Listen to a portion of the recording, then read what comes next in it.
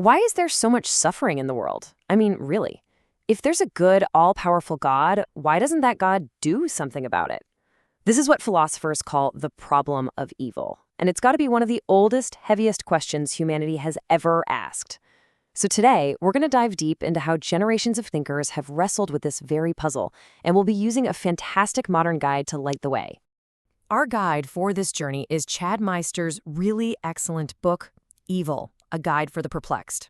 What we're going to do is break down the core arguments and the major responses to this huge challenge, pulling directly from the incredible framework he lays out. But, before we get into all the high-level philosophy, let's just ground ourselves with this powerful thought from Alexander Solzhenitsyn. He reminds us that this isn't just some abstract puzzle for an ivory tower. No, this is a deeply personal reality that cuts, as he says, right through every human heart. That's the human side of the problem we're about to get into. Okay, so here's our game plan. First, we'll try to define what we even mean by evil. Then, we'll look at the massive paradox it creates for the idea of God. After that, we'll explore three of the biggest responses: the free will defense, arguments that actually try to justify God's ways, and finally, a really interesting modern view that kind of reframes the whole purpose of our world. All right, first things first. What are we actually talking about when we use a word like evil? To even begin to tackle the problem, we've got to understand its different flavors. And philosophers usually start by splitting it into two main categories. So on one hand, you have what's called moral evil. This is all the suffering that people cause through their own free, intentional actions. Things like theft, murder, or a truly horrific case like the abduction of J.C. Dugard. But then, on the other hand, you have natural evil. This is suffering from things like earthquakes, tsunamis, diseases, like the devastating Haiti earthquake. There's no single person you can blame, but the pain and suffering are just immense. Now, keep this distinction in your back pocket, because it's absolutely crucial for understanding the arguments coming up. And this is where the problem really snaps into focus. When you take the reality of both moral and natural evil, and you put it right next to the traditional idea of God, well, you end up with a major, major philosophical paradox. So the God of traditional theism, the kind of personal creator God common to Judaism, Christianity, and Islam, is typically defined by these three big omnis: omnipotent, meaning all-powerful; omniscient, all-knowing; and omnibenevolent, all-good and all-loving. Now just think about that for a second. An all-powerful God could stop evil. An all-knowing God would know how to stop it. And an all-good God would want to stop it.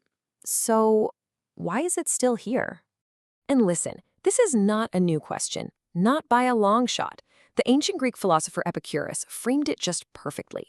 He basically laid out this flawless logical trap. Is God willing to stop evil, but he can't? Well, then he's weak. Is he able but not willing? Well, then he's just mean. And if he's both willing and able, then where in the world does all this evil come from?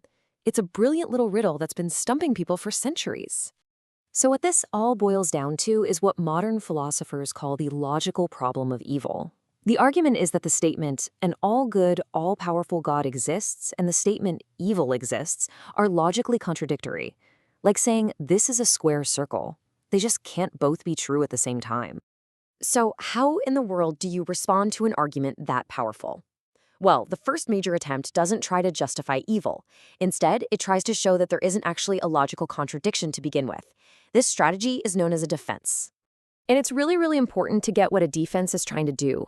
It's not saying, hey, here's the exact factual reason God allows evil. Not at all. It's just saying, look, here is a logically possible reason. All a defense has to do is present one possible scenario where God and evil can coexist without a contradiction. If it can do that, the whole logical problem just falls apart.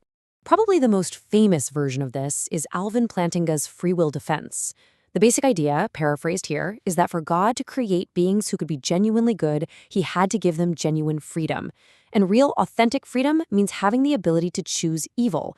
You simply can't have one without the very real risk of the other. So here's the trade-off, right? God could have made a world full of puppets, these pre-programmed robots who always do the right thing simply because they have no other choice.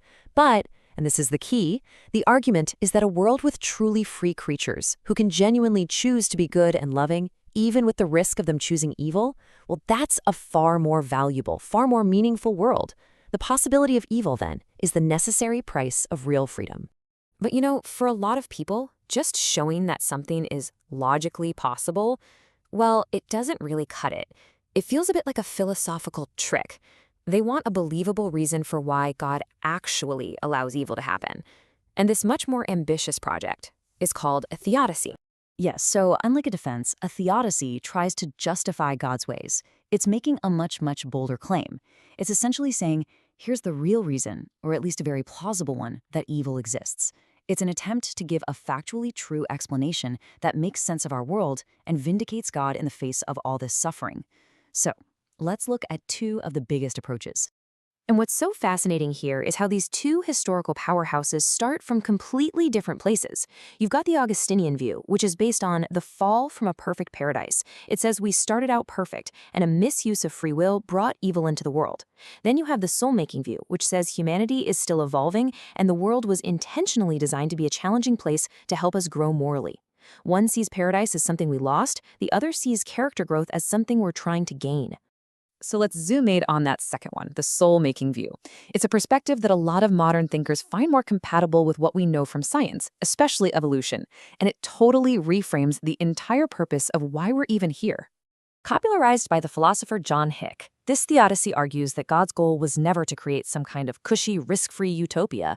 No, the whole point was to create an environment, what he called a veil of soul-making, where we could face real challenges, make real choices, and freely grow into mature, virtuous people. The struggle, in this view, is the point.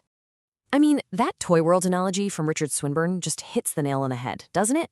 If God made a world where nothing could ever go wrong, our choices wouldn't really matter. It would be like an overprotective parent who never lets their child face any difficulties. You just can't have real growth without real challenges. And think about it. How could you possibly develop courage if there were no real danger? How could you show true compassion if nobody ever actually suffered? How could you be generous if nobody was ever in need? This theodicy argues that our highest virtues, the best parts of us, logically require a world where evil and hardship are, at the very least, possible. And more recently, thinkers have built on this, creating what you could call a theodicy of fulfillment. This adds some really crucial layers. For one, it suggests God's power isn't just infinite in a simple way, it works within real constraints. And this next part is critical. It extends the idea of growth beyond just humans. It proposes that for the universe to be truly good, every single creature that suffers must eventually get a chance at its own fulfillment, maybe even in an afterlife. This is a direct attempt to tackle that incredibly difficult question of animal suffering. But after all of the logic, all of the theories and the odysseys, we come right back to the human heart. And this is where we shift from the intellectual puzzle to what's called the existential problem, the raw, personal, emotional reality of pain. Because, let's be honest, no philosophical argument, no matter how clever or elegant it is, can just erase the sting of real suffering. And that leaves us. It leaves you with a final massive question. It's not about justifying God anymore. It's about us. In a world where we know for a fact that evil is real, what is our responsibility? What are we going to do about it? And really, that's the question that matters most.